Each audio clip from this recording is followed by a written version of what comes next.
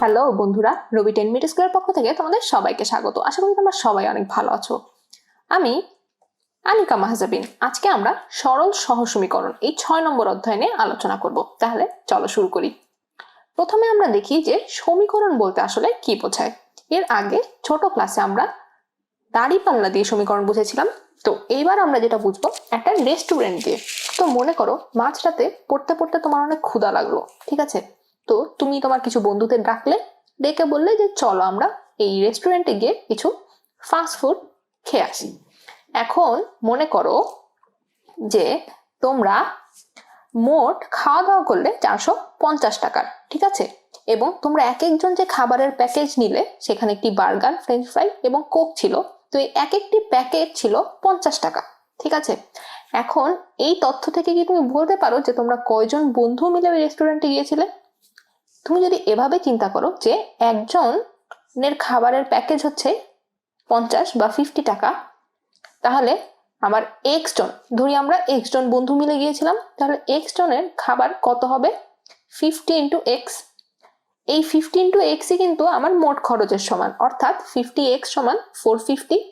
এই যে আমরা একটি সম্পর্ক দাঁড় করালাম একটি অজানা চলক এবং সংখ্যার মধ্যে, ঠিক আছে? 50x সমান 450, এটি কিন্তু আমাদের একটি সমীকরণ। তাহলে আশা করি তোমরা সমীকরণটি এটি বুঝতে পারলে। এখন আসো আমরা সরল সমীকরণ কি এবং সহ সমীকরণ কি এই দুটি কনসেপ্ট নিয়ে আলোচনা করব, ঠিক আছে? প্রথমে দেখো x প্লাস ওয়াই সমান 5, এটি আমাদের একটি সমীকরণ। এখানে x ও y আমার দুটি অজানা রাশি। এই যে আমার দুটি অজানা রাশি, এরাই হচ্ছে আমার চলক। এটি একটি দুই ঘাত বিশিষ্ট সমীকরণ। আবার যে সকল সমীকরণে আমার এই চলকের পাওয়ার বা ঘাত 1 থাকে তাদেরকে বলা হয় এক ঘাত বিশিষ্ট সমীকরণ, এবং যাদের এই সূচক বা ঘাত 1-এর বেশি থাকে তাদেরকে তোমার জটিল সমীকরণ বলা হয়, ঠিক আছে? তাহলে এই এক ঘাত বিশিষ্ট সমীকরণগুলোই হচ্ছে আমার সরল সমীকরণ। এখন দেখো এই যে আমার x প্লাস ওয়াই সমান 5, এই সমীকরণে আমি x এর মান যদি 4 ধরি এবং y এর মান যদি 1 ধরি, তাহলে 4 ইন্টু 1 ইকুয়াল টু 5 হচ্ছে। অর্থাৎ এই যে আমার x ও y এর মান সমীকরণের অপর পাশের সাথে মিলে যাচ্ছে একটা জিনিস ধরায়, ঠিক আছে? এই যে এই মানটা ধরাই হচ্ছে আমার সমীকরণ সিদ্ধ করা, ঠিক আছে? অর্থাৎ এই 4 এবং 1 xy কে সিদ্ধ করেছে। এখন এই x ও y এর মান যদি 3 ও 2 হয়, ঠিক আছে? 3 প্লাস 2 আমার 5, 3 ও 2 আমার এই সমীকরণ সিদ্ধ করছে। আবার মনে করো আমি x এর মান মনে করি 2, y মনে করি 3, 2 আর 3ও কিন্তু আমার সমীকরণ সিদ্ধ করছে। আবার ধরো x এর মান 1 এবং y এর মান 4, এই 1 আর 4ও কিন্তু আমার সমীকরণটা সিদ্ধ করলো। এখন আমরা আরেকটি সমীকরণ দেখি। মনে করো x মাইনাস y সমান 3। এই সমীকরণে দেখো x এর মান যদি 4 হয় এবং y এর মান যদি 1 হয়, 4 মাইনাস 1 কত? 3। আবার x এর মান যদি 5 হয় এবং y এর মান যদি 2 হয়, 5 মাইনাস 2 3। আবার x এর মান যদি 6 হয় এবং y এর মান যদি 3 হয়, 6 মাইনাস 3, আবারও আমার 3 পাচ্ছি আমি। x এবং y এর মান 7 আর 4 ধরলেও কিন্তু এই সমীকরণের মান 3 আসছে। এখন এই যে x প্লাস ওয়াই সমান 5 এবং x মাইনাস ওয়াই সমান 3 সমীকরণ দুটি একত্রে বিবেচনা করলে উভয় সমীকরণ হতে প্রাপ্ত যুগলের মধ্যে x ইকুয়াল টু 4 এবং y ইকুয়াল টু 1 দ্বারা উভয় সমীকরণ সিদ্ধ হয়। এখানে বড় একটি লাইন, মূল কথা যেটা সেটা হচ্ছে তোমার এই 4 এবং 1 দ্বারা, ঠিক আছে? x এর মান 4 এবং y এর মান তোমার 1 ধরলে এই দুটি সমীকরণের মানই কিন্তু আমার সিদ্ধ হয়, ঠিক আছে? দুটি সমীকরণ দেখো, 4 প্লাস 1 আমার 5 হচ্ছে, আবার 4 মাইনাস 1 3 হচ্ছে। তাহলে এই চলকের একই মান দ্বারা যদি দুটি সমীকরণ সিদ্ধ হয় তাহলে আমাদের সেই সমীকরণকে বলা হয় সহ সমীকরণ, ঠিক আছে? এবং এই চলকগুলোর ঘাত যদি 1 হয় তাহলে এদেরকে বলা হয় সরল সহ সমীকরণ। তাহলে এই অধ্যায়ে আমরা যেটা করব, সরল সহ সমীকরণ কিভাবে সমাধান করে সেটা দেখব, ঠিক আছে? এখন আমরা আশা করি বুঝতে পারলাম যে সরল সহ সমীকরণ কি। এখন আসো আমরা দেখি যে সরল সহ সমীকরণ সমাধানের পদ্ধতিগুলো কি কি। এখানে আমাদের দুটি পদ্ধতি আছে, একটা হচ্ছে প্রতিস্থাপন পদ্ধতি বা মেথড অফ সাবস্টিটিউশন, আরেকটা হচ্ছে তোমার অপনয়ন পদ্ধতি বা মেথড অফ এলিমিনেশন। এখন আসো প্রথমে আমরা প্রতিস্থাপন পদ্ধতি কি জিনিস, ঠিক আছে? প্রতিস্থাপন পদ্ধতি আসলে কি বলে এই পদ্ধতিটা আমাদের, সেটা নিয়ে আলোচনা করি। এই পদ্ধতিতে সমীকরণ সমাধানের জন্য আমাদের কতগুলো ধাপ অনুসরণ করতে হবে। তো ধাপগুলো কি কি? ধাপগুলো হচ্ছে প্রথমে যে কোনো সমীকরণ থেকে চলক দুটির একটির মান অপরটির মাধ্যমে প্রকাশ করতে হবে, তারপরে অপর সমীকরণে প্রাপ্ত চলকের মানটি স্থাপন করে এক চলক বিশিষ্ট সমীকরণের সমাধান করতে হবে এবং শেষে আমরা যেই একটি সমাধান পেলাম সেটি অপরটিতে বসে মান নির্ণয় করতে হবে। তো এই পদ্ধতিগুলো দেখে তোমরা খুব একটা বুঝতে পারবে না, একটা উদাহরণের অঙ্ক দেখলেই তোমাদের জিনিসটা একদম পরিষ্কার হয়ে যাবে। এই উদাহরণ 1-এ দেখো আমাদের সমাধান করতে বলছে দুটি সমীকরণ, একটা হচ্ছে x + y = 7 আর একটা হচ্ছে x - y = 3। এখানে আমরা যেটা করতে পারি, প্রথমে দেখো আমাদের এই দুটি সমীকরণের প্রথম যে সমীকরণ, ঠিক আছে, প্রথম না সরি দ্বিতীয় সমীকরণ হচ্ছে তোমার ছিল x - y = 3। তো ওই x - y = 3 কে আমি y টাকে এদিকে নিয়ে লিখতে পারি না যে x = y + 3, তাহলে এটি মনে করো আমি 3 নম্বর সমীকরণ হিসেবে চিহ্নিত করলাম। এখন এখানে আমি যেই x এর মানটি পেলাম সেটি আমি আমার 1 নম্বর সমীকরণে বসিয়ে দিলাম। আমার 1 নম্বর সমীকরণ কি ছিল? 1 নম্বর সমীকরণ ছিল x + y = 7। ঠিক আছে, দেখো আমি এখানে x এর পরিবর্তে বসিয়ে দিচ্ছি তোমার y + 3। ঠিক আছে, x এর পরিবর্তে আমি y + 3 বসিয়ে দিচ্ছি, যেটা আমি এই যে 3 নম্বর থেকে পেয়েছি। ঠিক আছে, এই x এর মান y + 3 বসিয়ে আমি কি পাই? আমি এখানে পাই হচ্ছে 2y = 4। ঠিক আছে, এই এখন উভয় পক্ষকে 2 দিয়ে ভাগ করলে কিন্তু আমরা y এর মান পেয়ে যাচ্ছি। এই y এর মানটাকেই আমরা যে কোনো একটি সমীকরণে বসিয়ে দিলেই আবার x এর মান পেয়ে যাব। তাহলে আমরা কি করলাম, দ্বিতীয় সমীকরণটি থেকে, ঠিক আছে, x এর একটি মান বের করলাম y এর মাধ্যমে। এখন আমরা যেই সমীকরণ থেকে x এর মানটি পেয়েছি y এর মাধ্যমে, সেই সমীকরণেই কিন্তু আমরা আবার এই y + 3 প্রতিস্থাপন করব না, আমরা অন্য সমীকরণ যেটা ছিল আমার 1 নম্বর সমীকরণ সেখানে গিয়ে এই y + 3 টা প্রতিস্থাপন করব। ঠিক আছে, তারপরে আমরা y এর মান পেয়ে যাব। এই y এর মান আমরা যে কোনো একটি সমীকরণে বসিয়ে দিলেই x এর মান পেয়ে যাব। এটি হচ্ছে আমাদের প্রতিস্থাপনের মূল নিয়ম।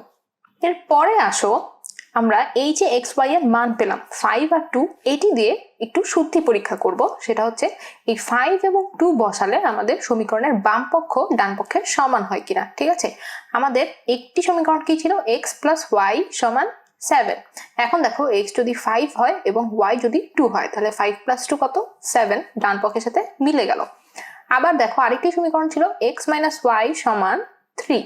তাহলে দেখো এখানে যদি আমার x 5 এবং y 2 হয়, 5 - 2 = 3, অর্থাৎ বাম পক্ষ সমান ডান পক্ষ, অর্থাৎ আমাদের সমীকরণ দুটি শুদ্ধ হলো।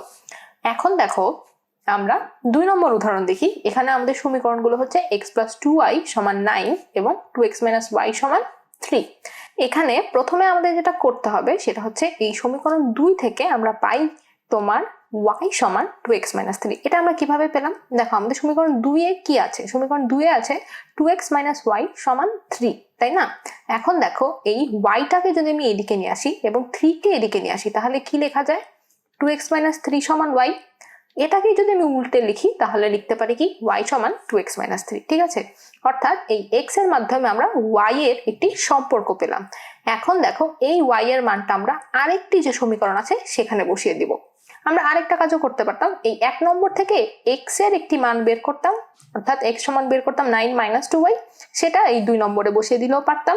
আবার আমি এখানে কি করছি, এই 2 নম্বর থেকে y এর মান বের করছি x দ্বারা, সেই y এর মানটা আমরা কিন্তু অবশ্যই 2 নম্বরে বসাবো না। যেখান থেকে আমরা y এর মানটা বসিয়েছি সেই সমীকরণটা ছাড়া আরেকটা যে সমীকরণ আছে, অর্থাৎ আমার 1 নম্বর সমীকরণ, সেখানে আমি এই y এর মানটা বসিয়ে দিব। এখন দেখো আমি এই y এর মান যদি 1 নম্বর সমীকরণে বসিয়ে দিই তাহলে আমি কি পাই? তাহলে আমি লিখতে পারি x + 2 × 2x - 3 = 9। এখন দেখো এই 2 দ্বারা 2x - 3 গুণ করে সরল করে আমি পাচ্ছি হচ্ছে 5x = 15। এখন দেখো উভয় পক্ষকে যদি আমি 5 দ্বারা ভাগ করে দিই তাহলে আমি আমার x এর মান পেয়ে যাব, অর্থাৎ আমার x এর মান হচ্ছে 3। এখন এই যে x এর মান 3 আমি পেলাম, এটা আমার এই দুটি সমীকরণের যে কোনো একটি সমীকরণে বসিয়ে দিলেই কিন্তু y এর মান আমরা পেয়ে যাব। ঠিক আছে, এখন দেখো আমরা y এর মান কি পাই? y এর মান আমরা 3 নম্বর সমীকরণ থেকেও পেতে পারি, যেখানে আমরা পেয়েছি y = 2x - 3, অর্থাৎ x এর পরিবর্তে যদি আমি 3 বসাই তাহলে y = 2 × 3 - 3, অর্থাৎ আমার y এর মান পেলাম 3, অর্থাৎ x এবং y উভয়ের মানই যদি 3 হয় তাহলে আমার সমীকরণটি সমাধান হবে। এরপরে আসো আমরা 3 নম্বর অঙ্ক দেখি। এখানে দেখো এই 2 এবং 3 মধ্যে কিন্তু খুব একটা পার্থক্য নাই, এখানে শুধু x এর পরিবর্তে তোমার চলক y ব্যবহার করেছে, বাকি প্রায় একই রকম অঙ্ক দুইটা। আশা করি তুমি এই 2 নম্বর বুঝলে 3 নম্বরটা একাই করতে পারবে। এরপর আসো আমরা আমাদের 4 নম্বর উদাহরণ দেখি। এখানে দেখো ভগ্নাংশ আকারে আছে, ঠিক আছে, 2/x 1/y। তো এটি দেখে তোমরা একটু ভয় পেয়ে যেতে পারো যে ভগ্নাংশ আকারে আমি কিভাবে প্রতিস্থাপন করব। তো এখানে একটা পদ্ধতি হচ্ছে, এই 1/x কে তুমি u ধরে নিবে, ঠিক আছে, এবং 1/y কে v ধরে নিবে, ঠিক আছে। এখন দেখো 1/x কে u এবং 1/y কে v ধরলে আমরা সমীকরণ দুটি কেমন পাই? সমীকরণ দুটি পাই হচ্ছে 2u plus v সমান 1 এবং 4u minus 9 equal to -1, ঠিক আছে। এখন আমরা এই দুটি সমীকরণকে আগের সমীকরণগুলোর মতো প্রতিস্থাপনের নিয়মে সমাধান করব। তো দেখো এই 3 নম্বর সমীকরণ থেকে আমি কি লিখতে পারি? এখানে দেখো এই 2u কে আমি যদি এদিকে নিয়ে যাই তাহলে v এর একটা মান পাবো না এই 3 নম্বর সমীকরণ থেকে, অর্থাৎ v সমান 1 minus 2u। এই v এর মানটা আমরা এই 4 নম্বরে বসিয়ে দিব, ঠিক আছে। v এর মানটা 4 নম্বরে প্রতিস্থাপন করলে আমরা পাই হচ্ছে 4u minus 9 into 1 minus 2u equal to -1। এই সমীকরণটি সমাধান করলে আমরা u এর একটি মান পাই, সেটা হচ্ছে 8/22 বা 4/11।